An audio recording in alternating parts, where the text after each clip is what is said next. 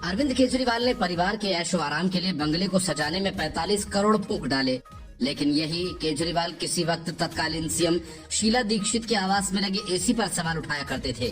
BJP नेता कपिल मिश्रा ने अरविंद केजरीवाल का एक पुराना वीडियो ट्वीट कर कहा कि इससे बड़ा फ्रॉड देश की राजनीति में नहीं है। इस वीडियो में अरविंद केजरीवाल ने शीला दीक्षित पर सवाल उठाए थे और कहा था कि उन्होंने अपने बाथरूम में भी एसी लगाया हुआ है। अरविंद केजरीवाल ने 27 अक्टूबर 2013 को किए अपने ट्वीट में लिखा कि दिल्ली की मुख्यमंत्री शीला दीक्षित जी के घर में 10 एसी लगे हुए हैं। मैंने तो सुना है उनके बाथरूम में भी एसी लगा हुआ है। कौन भरता है उनके एसी का बिल? मैं और आप भरते हैं। मेरा तो कलेजा कांप उठता है ये सोचकर कि जब दिल्ली की 40% जनता झुग्गियों में रहती है, तब कोई मुख्यमंत्री कैसे एक आलीशान घर में रह सकता है। लेकिन वक्त बदला तो सब कुछ बदल गया। दिल्ली वही है, लेकिन सीएम केजरीवाल है, जिन्होंने तो पूरे 45 करोड़ का सामान अपने ऐश मौज के लिए बंगले में लगवा डाला। 10 एसी क्या, पूरा बंगला ही एयर कंडीशन हो गया। करोड़ों के मार्बल्स, पर्दे लगाए गए, 1 करोड़ से ज्यादा के टीवी सेट्स लगाए गए। केजरीवाल के इसी खेल ने आम आदमी पार्टी का सारा खेल बिगाड़ कर रख दिया। केजरीवाल को लगता है कि हर बार की तरह इस बार भी सिर्फ गाल बजाकर निकल जाएंगे, लेकिन ऐसा होता हुआ दिख नहीं रहा है। बीजेपी ने केजरीवाल के आवास के बाहर अनिश्चितकालीन धरना शुरू कर दिया है। बीजेपी का कहना है कि केजरीवाल अपने महल का दर्शन तो करवा दे, चाहे तो उस पर टिकट लगा ले, ताकि दिल्ली की जनता अपने सीएम का रंग महल तो देख सके। टिकट लगाने से राजस्व का फायदा भी होगा। मतलब कि अरविंद केजरीवाल के आवास पर करोड़ों रुपए के रेनोवेशन खर्च को लेकर अब सड़कों पर सियासी संग्राम छिड़ा हुआ है। बीजेपी इस मामले को लेकर सीएम आवास के बाहर अनिश्चितकालीन धरने पर बैठी हुई है। इससे पहले बीजेपी प्रदेश अध्यक्ष वीरेंद्र सचदेवा ने कहा कि यह बेहद शर्मनाक है। जिस समय दिल्ली समेत पूरा देश कोरोना महामारी से जूझ रहा था, उस समय सीएम अपना शीश महल बनवाने में जुटे थे। इस मामले पर जब तक दिल्ली के मुख्यमंत्री जवाब नहीं देंगे, तब तक ये धरना जारी रहेगा। बीजेपी प्रवक्ता खेमचंद शर्मा ने कहा कि भ्रष्ट मंसूबों के साथ आम आदमी पार्टी सत्ता में आई है, लगातार राजधानी के लोगों को लूटने का प्रयास कर रही है। ये बेहद दुर्भाग्यपूर्ण है। सीएम अरविंद केजरीवाल द्वारा गंभीर परिस्थितियों में करोड़ों रुपए अपने आवास पर ही खर्च कर दिए गए। इतना ही नहीं, इस मामले पर जवाब देने के बजाय अन्य विषयों से दिल्ली की जनता का ध्यान भटकाने का प्रयास कर रहे हैं। बीजेपी नेता का कहना है कि जब तक दिल्ली को हकीकत से परिचित करवाने और पार्टी को सवालों के जवाब नहीं मिलेंगे, तब तक भारतीय जनता पार्टी दिल्ली के सीएम आवास के बाहर अनिश्चितकालीन धरने पर बैठी रहेगी। प्रतिदिन एक सांसद और 2 जिलाध्यक्ष सहित भारी संख्या में कार्यकर्ताओं की मौजूदगी में ये प्रदर्शन जारी रहेगा। आम आदमी पार्टी को इस मामले पर दिल्ली की जनता को जवाब देना ही होगा।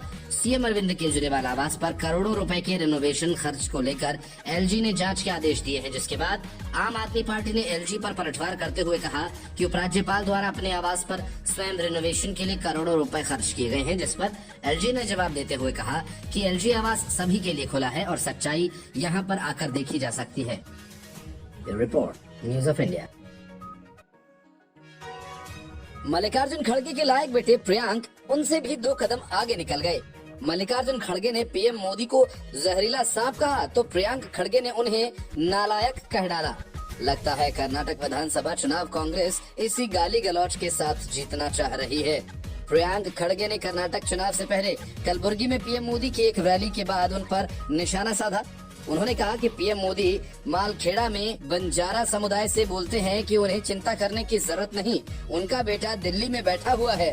लेकिन वो ऐसे नालायक बेटे का क्या करें? ऐसे नालायक बेटे के साथ अपना घर कैसे चलाएं? प्रियांक खड़गे ने कहा कि खुद को बंजारा समुदाय का बेटा बताकर पीएम ने बंजारा समुदाय के लिए ही आरक्षण की समस्या खड़ी कर दी। भारतीय जनता पार्टी ने प्रियांक खड़गे के इस बयान पर आपत्ति दर्ज कराई है। कर्नाटक भाजपा के प्रवक्ता ने कहा पीएम मोदी को नालायक बेटा कहकर प्रियांक खड़गे अपने पिता मल्लिकार्जुन खड़गे से भी आगे निकल गए। भाजपा नेता नारायण स्वामी ने कहा कि उनका मुंह गंदा ही है। क्या ये सब चुनाव में जरूरी है? मैं खड़गे जी का आदर करता हूं, क्योंकि मैंने उनके साथ काम किया। वे बेंगलुरु में ऐसे नहीं रहे। मुझे नहीं पता उन्हें दिल्ली जाकर क्या हो गया। अब उनका बेटा भी यही कह रहा है। उन्होंने हमारे पीएम के लिए गंदे शब्द बोले। इससे पहले कर्नाटक अध्यक्ष ने कर्नाटक चुनाव के दौरान कहा था कि पीएम मोदी जहरीले सांप की तरह हैं। आप सोच सकते हैं कि ये जहर है या नहीं। यदि आप इसे चाटते हैं तो आप भी मर जाएंगे। खड़गे के इस बयान पर पीएम ने भी प्रतिक्रिया दी थी। उन्होंने कांग्रेस पर निशाना साधते हुए कहा था कि आज जब मैं भ्रष्टाचार के खिलाफ लड़ रहा हूं, तो कांग्रेस सबसे ज्यादा परेशान है। कांग्रेस अब धमकी दे रही है। वे कहते हैं मोदी तेरी कब्र खुदेगी। वे मेरी तुलना सांप से कर रहे हैं और लोगों से वोट मांग रहे हैं। मेरे लिए देश की जनता भगवान शिव का रूप है। मैं भगवान रूपी जनता के गले का सांप बनना स्वीकार करता हूं। कर्नाटक की जनता उन्हें मुंहतोड़ जवाब देगी। 10 मई को उत्तर दें। विरोध के बाद अब खड़गे ने इस बयान पर सफाई दी। उन्होंने कहा कि उन्होंने जहरीला सांप पीएम मोदी को नहीं, बीजेपी को कहा था। Report, news of India. सरकारी बंगले की 60 सज्जा पर 45 करोड़ रुपए खर्च कर अरविंद केजरीवाल ने अपने लिए बड़ी मुसीबत मोल ले ली है। बीजेपी ने इस मामले को लेकर अरविंद केजरीवाल को चारों तरफ से घेर लिया है।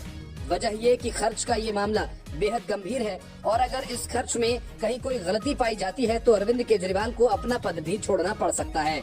बीजेपी के साथ कांग्रेस भी अरविंद केजरीवाल पर पद छोड़ने का दबाव बढ़ाने लगी है। बीजेपी नेता विजय गोयल ने तल्ख अंदाज में कहा कि ऐसे व्यक्ति को पद से तुरंत इस्तीफा दे देना चाहिए। हम मांग करते हैं कि अरविंद केजरीवाल को अपना आवाज जनता के लिए खोल देना चाहिए ताकि वो भी देख सके कि केजरीवाल का राजमहल कैसा है।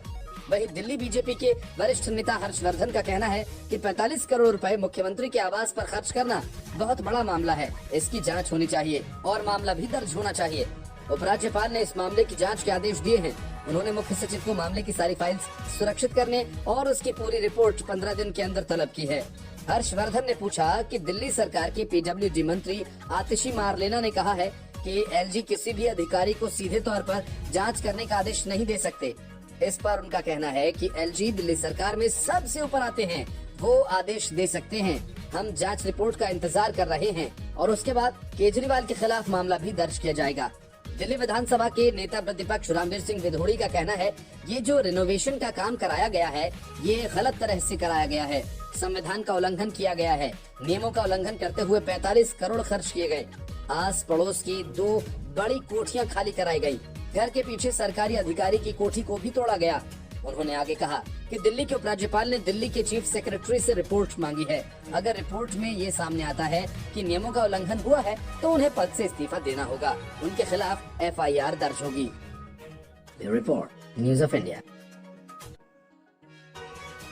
दिल्ली के जंतर मंतर पर पहलवानों या कहें कि महावीर फोगाट के परिवार का धरना जारी है। इस जगह सियासी दंगल मचाने के लिए प्रियंका वाड्रा आई, रॉबर्ट वाड्रा आए, अरविंद केजरीवाल आए, चंद्रशेखर आजाद आए और अब राकेश टिकैत ने भी इस दंगल में शामिल होने का ऐलान कर दिया। मतलब पहलवानों का धरना सियासत का मैदान बन चुका है और घमासान जारी है। राकेश टिकैत ने ट्वीट कर कहा कि पदक जीतकर उन्होंने विदेशों तक तिरंगा लहराया और देश को गौरव की अनुभूति का एहसास कराया।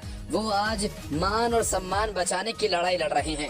इस न्याय की लड़ाई में शामिल होने के लिए हम भी जंतर मंतर दिल्ली पहुंच रहे हैं। सोशल मीडिया पर लोग राकेश टिकैत के इस ट्वीट पर अपनी प्रतिक्रियाएं देने लगे। एक यूजर ने लिखा बस अब यही बाकी रह गया था। एक अन्य यूजर ने लिखा कि अब किसी का बक्कल नहीं तारोगे क्या। एक अन्य यूजर ने लिखा कि हाँ बस आप ही की कमी थी यार। तो एक दूसरे यूजर ने लिखा कि श्रीमान की कमी महसूस हो रही है धरने में, आपके बिना जंतर मंतर सूना लग रहा है। एक अन्य यूजर ने लिखा कि तथाकथित किसानों का ही किया धरा है, आगे इन्हें हटाकर फिर से वही पुराना आंदोलन चलाने की फिराक में हो और कुछ नहीं। एक यूजर ने लिखा कि करोड़ों की संपत्ति के मालिक तथा कथित गरीब किसान नेता राकेश टिकैत जी भी अब पहलवानों का साथ देंगे, दंगल में पधार चुके हैं। एक अन्य यूजर ने लिखा कि पंजाब में किसानों को उनकी फसल के अच्छे दाम नहीं मिल रहे और आप दिल्ली जा रहे हो, आपको तो पंजाब में होना चाहिए। इन सभी खिलाड़ियों को खेल में भाग लेने से इनकार कर देना चाहिए, तब जाकर समझ आएगा सरकार को। दिल्ली के जंतर मंतर पर देश के शीर्ष पहलवानों का प्रदर्शन जारी है। बजरंग पुनिया, साक्षी मलिक जैसे ओलंपियन पदक विजेता पहलवान इस प्रदर्शन की अगुवाई कर रहे हैं। राजनीतिक दल के तमाम नेता इस प्रदर्शन में शामिल हो रहे हैं। अब इस मामले को लेकर राजनीति शुरू हो चुकी है। Report, news of India. Arvind Kejriwal बंगला कांड में जब से फंसे हैं तब से उनके बचाव में आम आदमी पार्टी के नेता पीएम मोदी, एलजी सहित बीजेपी शासित राज्यों के सीएमओ को घेरने पर कुछ भी अनर्गल बयान देने लगे हैं। किसी ने कह डाला कि पीएम मोदी ने 8,000 करोड़ का हवाई जहाज खरीदा, तो किसी ने कहा कि एलजी ने 15,000 करोड़ खर्च कर अपने बंगले को सजाया, तो किसी ने कह डाला कि पीएम मोदी 500 करोड़ के खर्च से अपने लिए बंगला बनवा रहे हैं। इस तरह के तर्क के साथ उनकी मंशा सिर्फ इतनी है कि जब सब ऐसा कह रहे हैं तो केजरीवाल ने 45 करोड़ खर्च करके कौन सा गुनाह कर डाला। आम आदमी पार्टी के इसी खेल में ईशुदान गढ़वी बुरी तरह से फंस गए हैं। उनके खिलाफ एफआईआर दर्ज भी कर ली गई है। ईशुदान गढ़वी ने ये कह डाला कि पीएम मोदी के मन की बात कार्यक्रम में 830 करोड़ रुपए खर्च हो गए और इसके बाद अहमदाबाद क्राइम ब्रांच ने ईशुदान गढ़वी पर एफआईआर दर्ज की। अहमदाबाद पुलिस क्राइम ब्रांच के द्वारा एक नागरिक से मिली शिकायत के बाद ईशुदान गढ़वी को लेकर केस दर्ज किया गया। रविवार को पीएम मोदी ने 100वां एपिसोड प्रसारित करवाया, जिसमें मन की बात कार्यक्रम के माध्यम से देश के लोगों से वे जुड़े थे। ईशुदान गढ़वी ने इस कार्यक्रम पर खर्च को लेकर एक ट्वीट किया था। पुलिस ने इसी ट्वीट पर अब केस दर्ज किया है। ईशुदान गढ़वी ने अपने ट्वीट में दावा किया कि पीएम मोदी के मन की बात कार्यक्रम में 830 करोड़ रुपए खर्च किए गए। हालांकि ये ट्वीट बाद में डिलीट कर दिया गया। ईशुदान गढ़वी के इसी ट्वीट को लेकर एक नागरिक ने उनके खिलाफ शिकायत की। अब पुलिस ने ईशुदान गढ़वी पर केस दर्ज किया है। ईशुदान गढ़वी गुजरात में आम आदमी पार्टी के कद्दावर नेता हैं। अरविंद केजरीवाल ने साल 2022 के चुनाव में गुजरात के विधानसभा चुनाव में ईशुदान गढ़वी को सीएम फेस घोषित किया था।